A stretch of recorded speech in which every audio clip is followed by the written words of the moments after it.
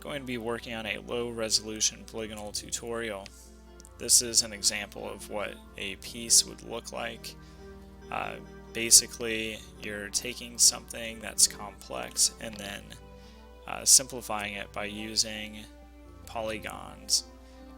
Polygon is basically just a simple shape that you use to describe a form, and in this piece here you can see how these make this face have some dimension to it. For short, we usually just call this like a low poly piece. So I want to get started. I have something that I'm going to convert to a low poly piece, and it's this portrait of my dad. So first thing I want to do is I open this directly in Illustrator. That's so I can I don't have to do anything to it. I don't have to place it or anything, so it's already set. And then I think first thing I want to do is make sure that side's the way that I want it to. So I'm going to make this just a little bit larger.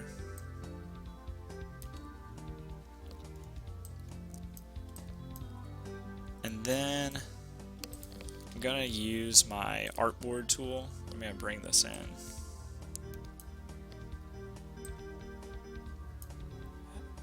Might actually crop off some of that.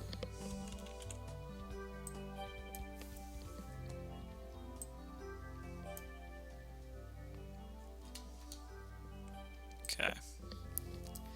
So my artboard is adjusted. Next thing I want to do is lock down the piece that I'm going to be working on. And then after that, I'm going to make a new layer. Might as well name these layers just so I can keep it organized. I'm going to call this my black and white picture. And then this is where my low poly pieces will be. So what we're going to do is convert this face into a bunch of low poly pieces, so little triangles everywhere. And then after I get the triangles figured out, I'm going to select them all, and I'm going to break them apart using Pathfinder. And after that, I'm going to individually color each triangle. So there's a few things I need to do before I get started. Number one, I have this locked down.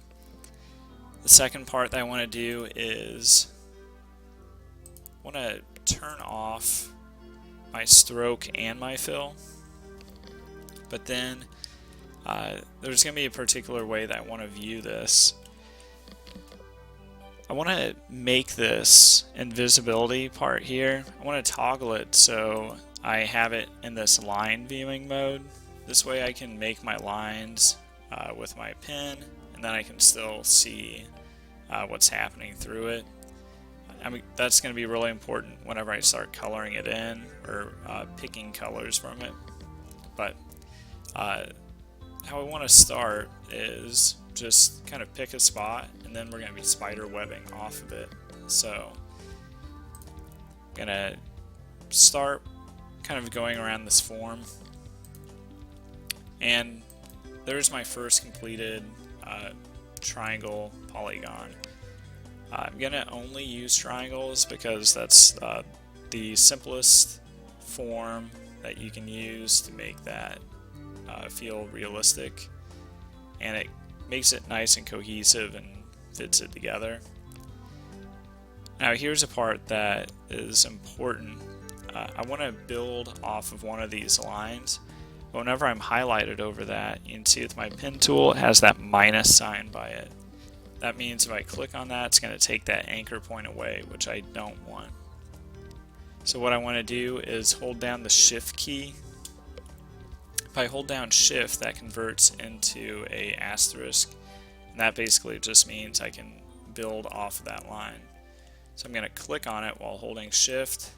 I'm going to let go of shift, and now I can start getting my next polygons. So I'm going to click here, here, and there's the minus sign, so I'm going to hold shift, I'm going to click that, Then there's the minus sign again, so I'm going to hold shift. There's the minus sign, holding shift. After a while, it becomes kind of second nature. Now, the way that I'm working this is I'm paying attention to some of the forms that are happening in his face. I'm going to zoom in. Now here's a part where I'm going to backtrack on my lines. It won't make a difference because I'm going to break it all apart later anyway. So I'm going to kind of backtrack over this so then I can connect those two parts. So I'm going to hold shift, hold shift. Now I'm back at it. Okay.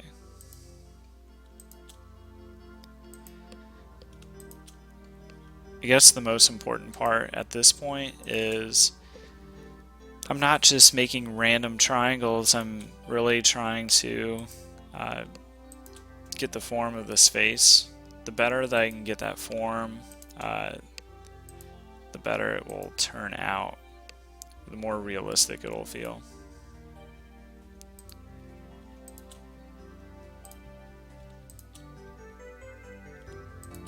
Okay.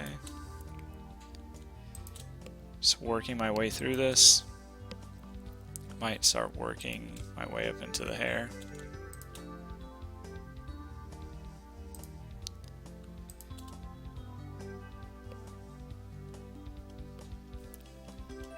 It's a little bit harder to see here. This could actually be a good opportunity to show you what you can do at this point. Since all my strokes are black looking because I'm in the outline mode, what I can do with my picture here, I'm going to double click on this, so I can double click on that little icon. I can convert this into a template. I'm going to press OK, and that will dim my picture. If I double click on that again, I can change how much I want this to be dim. Maybe 70% would be a little better. So now I can see through that a little easier. Afterwards, I'm going to go back and turn off the template mode, but for now, that's good. So I'm going to click back on there. I'm going to get my pen tool again. I'm going to start building on this. I'm going to hold shift and then kind of restart that area.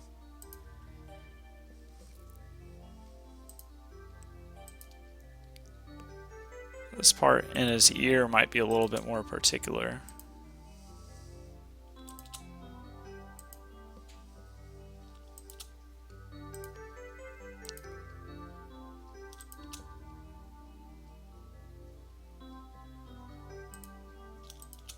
Just trying to plan out how the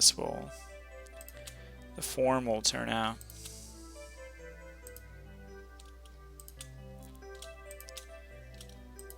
Becomes kind of an interesting problem-solving thing where you have to make concessions where you put what.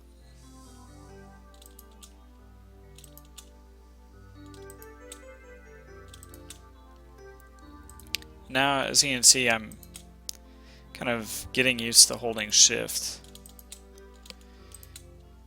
because that minus sign is popping up pretty much every time I'm clicking on an anchor.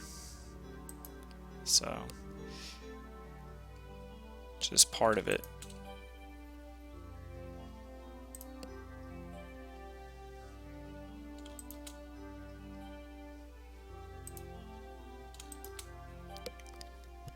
Okay, now I'm gonna figure out how to fill that part in.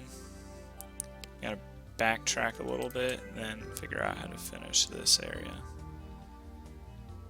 Might have to make a new mark on here. Backtrack. Okay. I'm going to press the P key because I'm kind of stuck in here. If I press the P key, that's a quick shortcut to get my pen tool. So I'm going to go back here. I'm going to start my line again. I'm going to get the rest of his hair.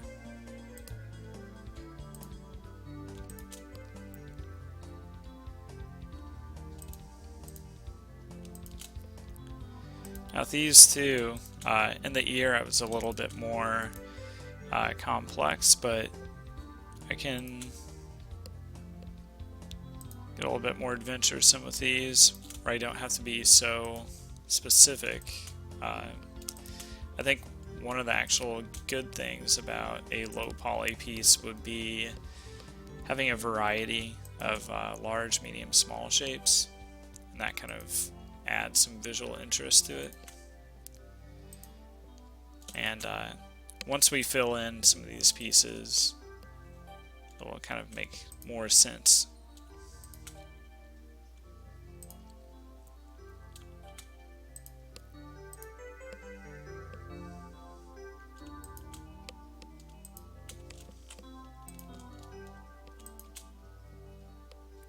I want to get part of these highlights in his hair too.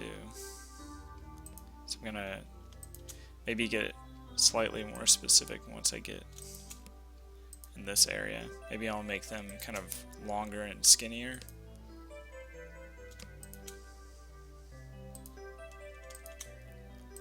Maybe some smaller polygons.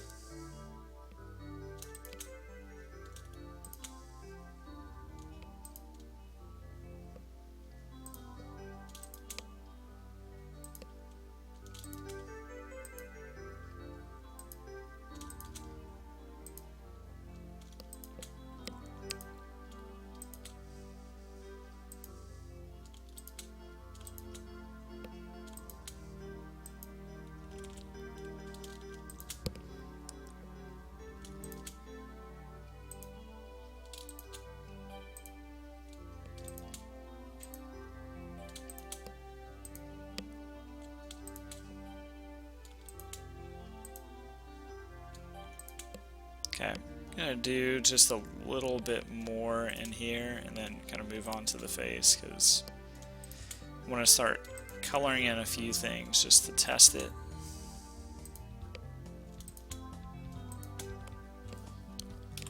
Okay, I'm gonna hit the P key and then I'm gonna move back down here and start building off of these, just because I want to get to the face. After you get kind of in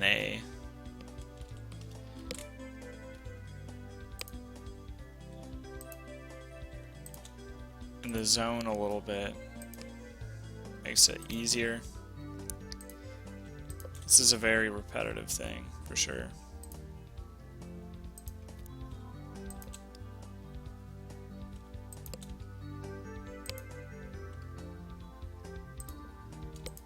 Many people have said it's relaxing too.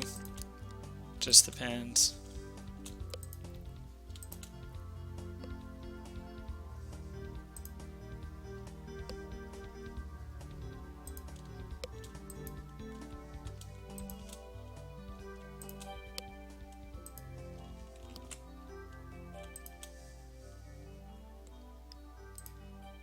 Okay.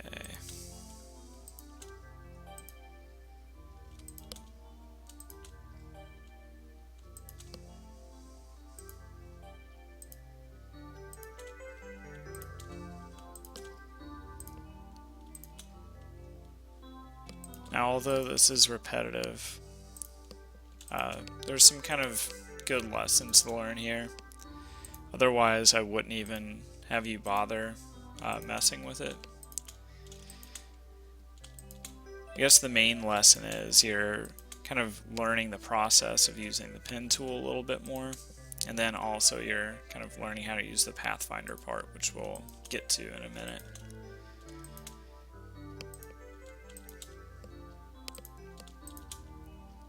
I think really it helps having this familiarity with the pen tool though. I'm going to zoom in here so it's a little easier. I might actually start doing some really small ones.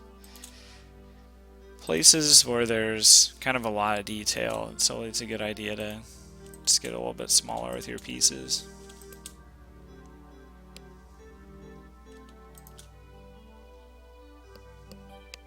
See that little highlight there? I might try to kind of get something going on.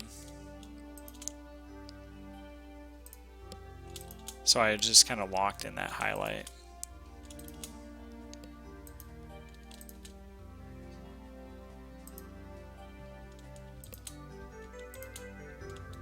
Alright, that's kind of working out well. That little part there, I'm kind of locking in that highlight too. Not so much locking it in, but I'm planning on being able to render it later, I should say.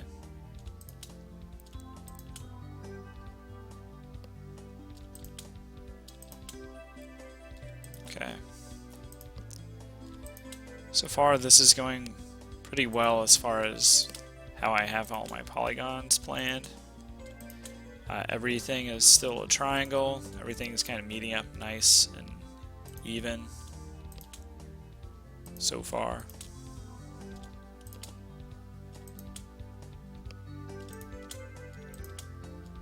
Okay, backtracking slightly. Here's this part underneath my dad's eye that I'm gonna be not as specific as I was with the eye.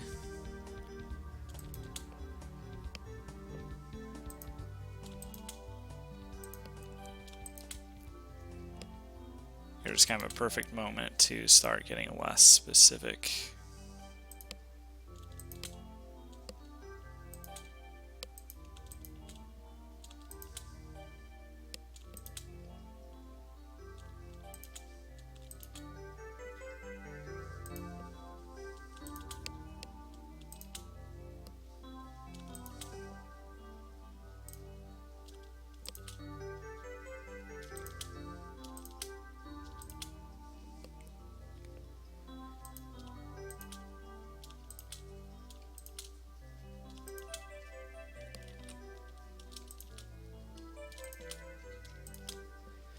Okay, I'm almost ready to start filling in, just to kind of get an idea of what this is looking like.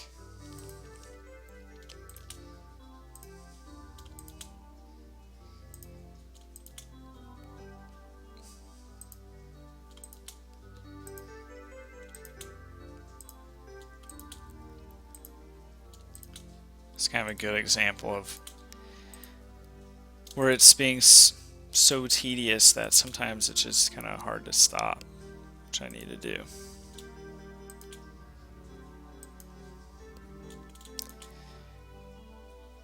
But again, in a strange way, once you kind of get into the zone of it, it can be kind of fun.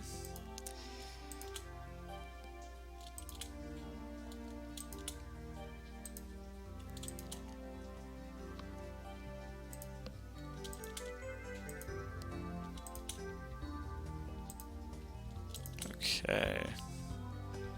Gosh, I just don't even know where to stop at. Like, I keep trying to find a perfect spot, but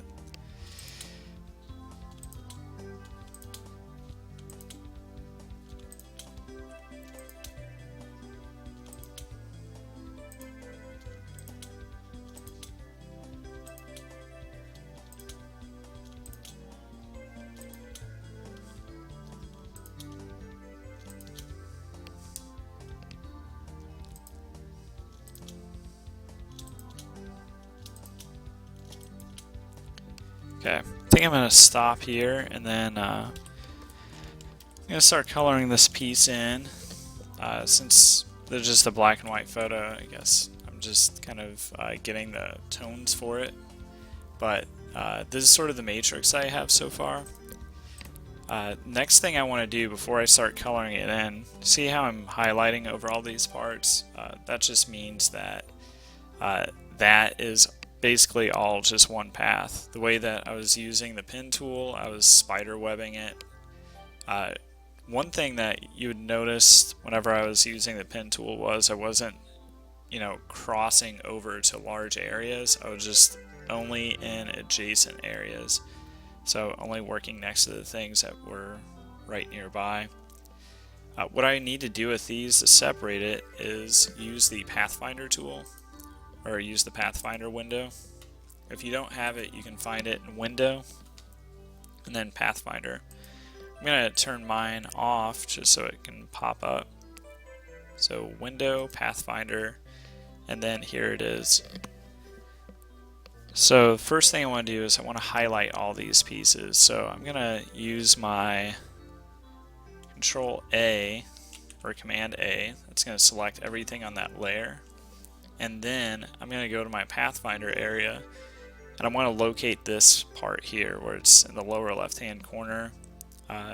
Whenever I have it highlighted, it says divide. So I'm going to take that path, I'm going to divide it into every little triangle. Okay, so I just hit divide. Now whenever I go over these pieces, they're all individual. Okay, now next part, I'm going to double click on my background layer. I'm going to turn the template off. I'm going to press OK. So now it's the tones that I need.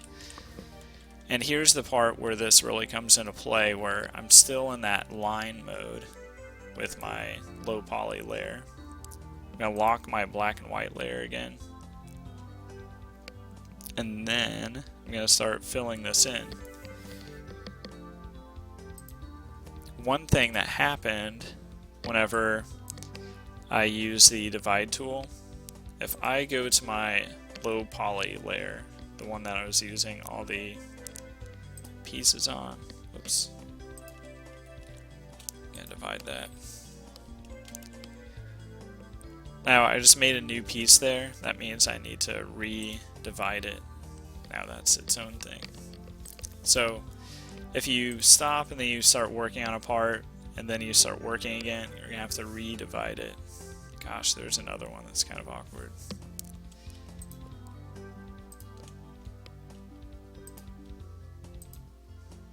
There we go. So I'm going to select it all again and then redivide it.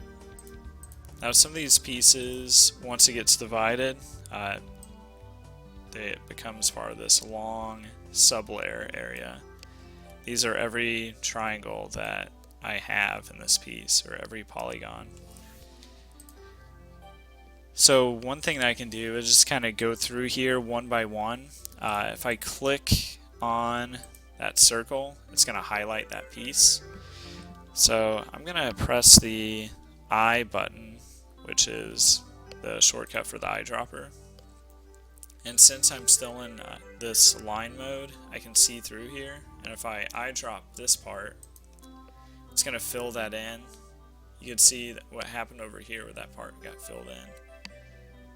And if I hold Control and I click on that eyeball, you can see that's where my piece is. That's what value it filled in as.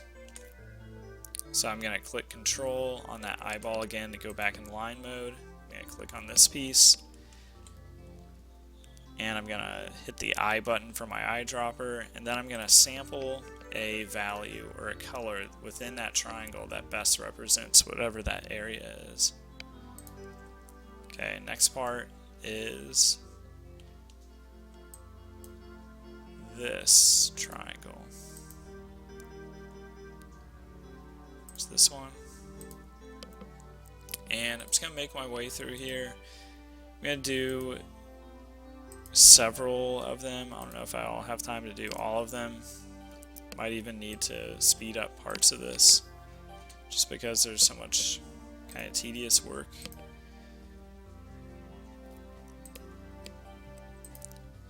But part of this is just kind of filling them all in and then looking at it, because part of it is there's going to be sort of a reveal factor.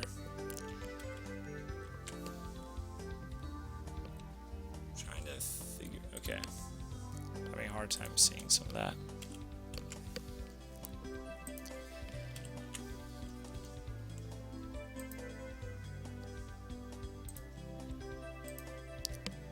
Want to do these ones near his face, they might be lower down. Yeah, I'll start working on some of these.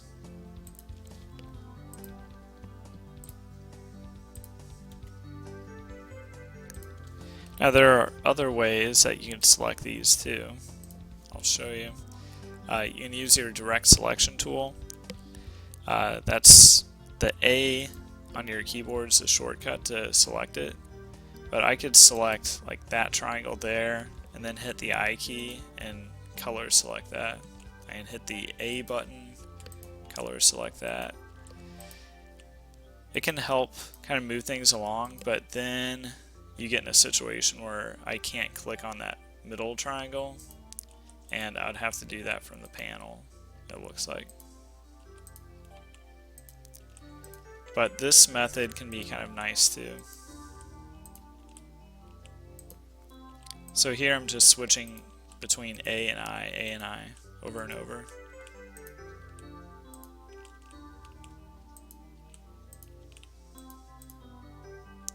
Now within that triangle, that polygon, I'm going to select that white because that's my highlight. It's kind of an important part of it.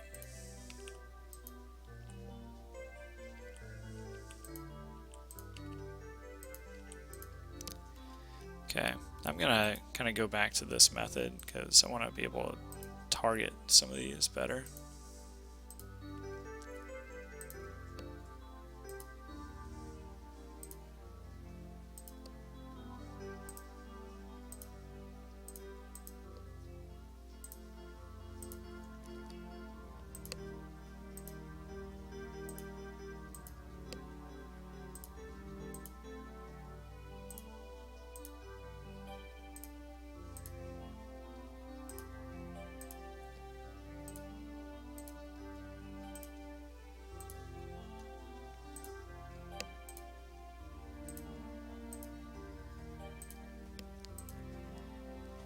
Once you get a bunch of these filled in, it's pretty tempting to just kind of peek at it and see what it looks like, but honestly it's better to just kind of leave it alone, keep filling them in.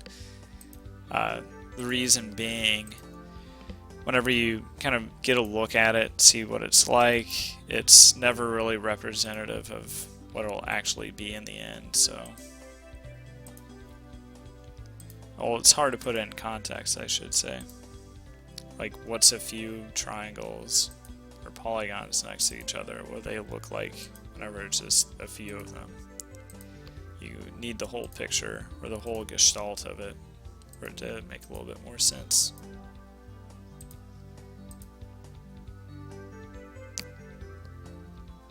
Gosh, I'm trying to figure out, I don't want that to be like black, but this might be an area where, see that where his eyelash is, I might go back in there and kind of make that a little bit more complex, but we'll just kind of pick a mid-tone for now.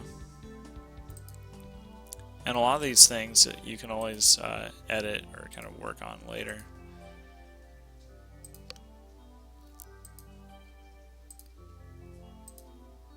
As long as you're just working at the polygons. Three-sided.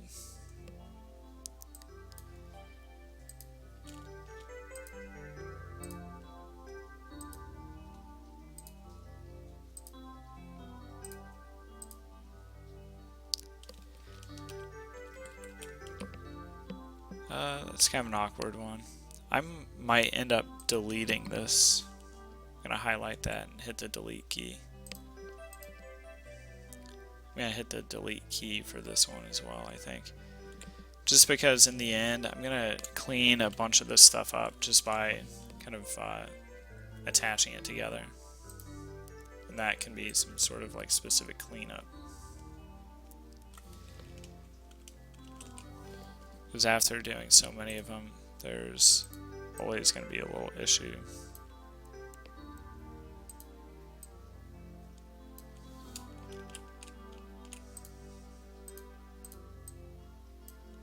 Okay, so I'm trying to attach those. There's a kind of a random line there. I'm just deleting those. Okay.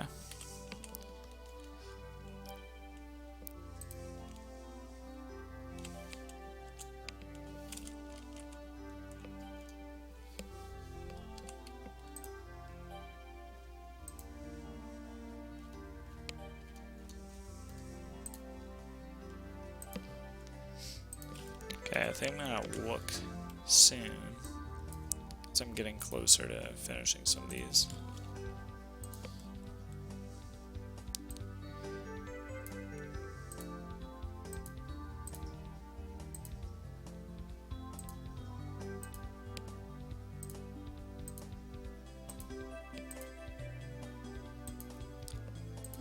Sometimes, if if you pick one of these and you can't really see it on your screen, if you can't see it, you can always just hit like Control plus, and then this will like automatically zoom in on it, which can be kind of nice.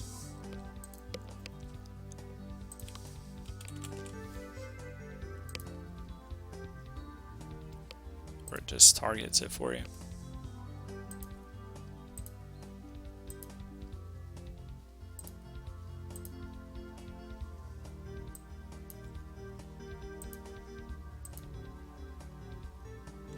So this one, I don't know where it's at, so I'm going to hit Control plus, and then it automatically takes me there.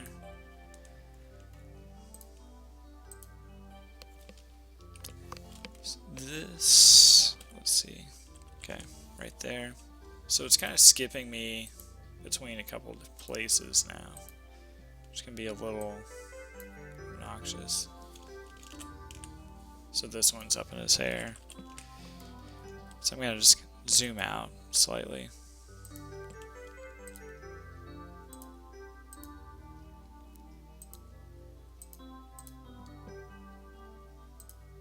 Okay, I'm just going to do a few more, I promise.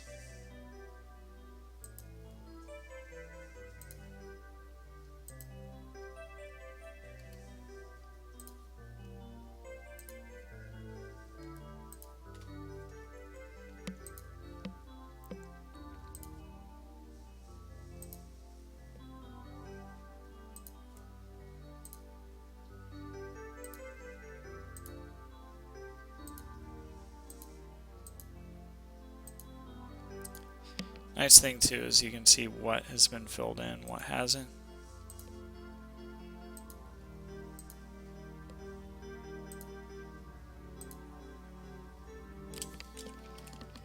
Oh, this is kind of a bad one. Perfect opportunity to make that 2 polygons.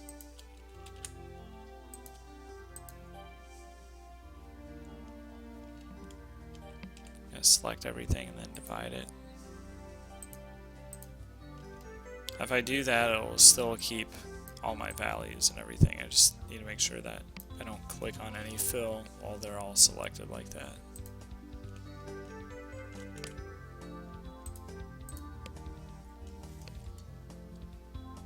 Okay, back to it.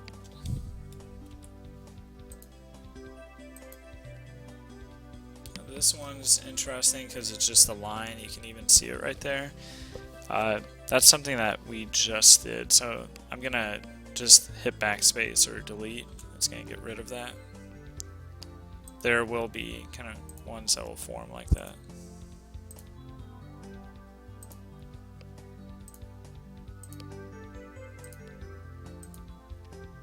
Just kind of leftovers from the pathways. Just easy to get rid of.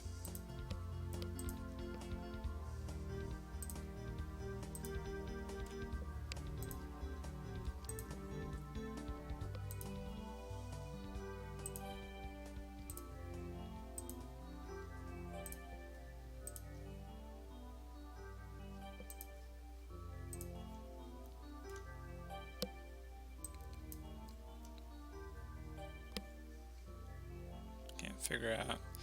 Okay, couldn't see that part down there.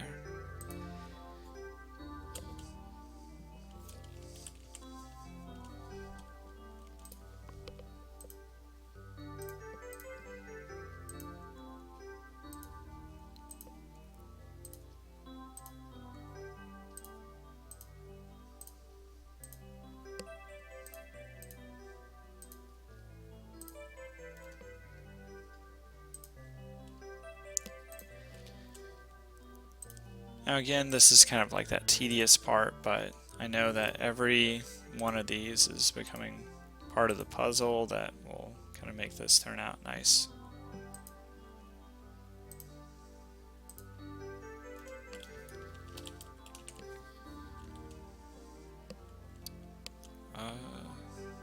Okay. Having trouble seeing that lime green down there.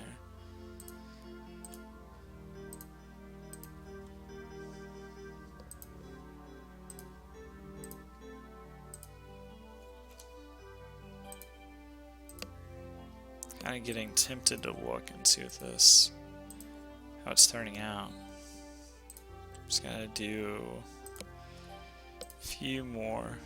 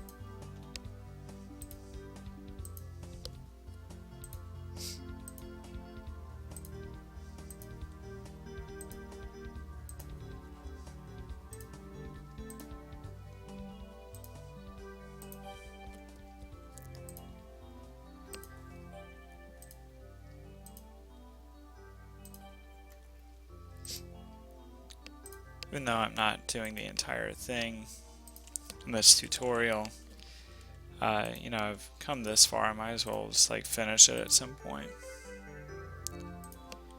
Happy birthday. Could be easy little gift.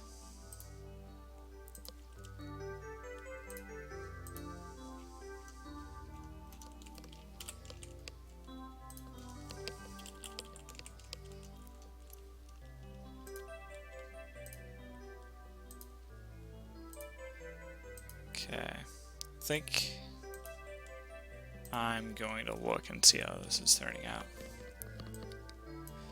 So, what I'm going to do is I'm just going to scroll to the top of this list, and now I'm ready to hit the control button on top of the eyeball. That's going to convert it back this way. Okay, so this is actually getting filled in pretty well, a little better than I thought. I'm going to turn off my background so I can kind of see what's happening. So this is all getting filled in. Looks like I'm still missing some of these pieces. I might get that. And then I'm going to try to get some of these areas here. So I'm going to turn on my background, and then I'm going to hide those areas again so I can see through there and color pick those areas.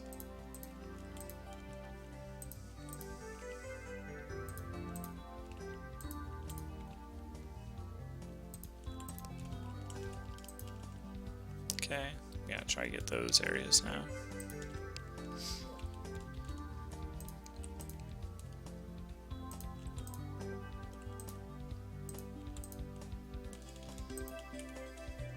Okay. Getting close.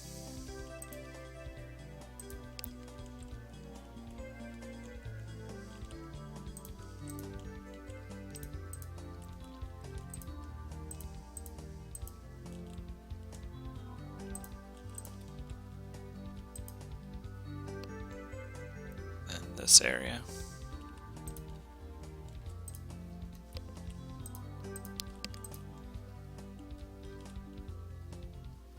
I need to make one over here.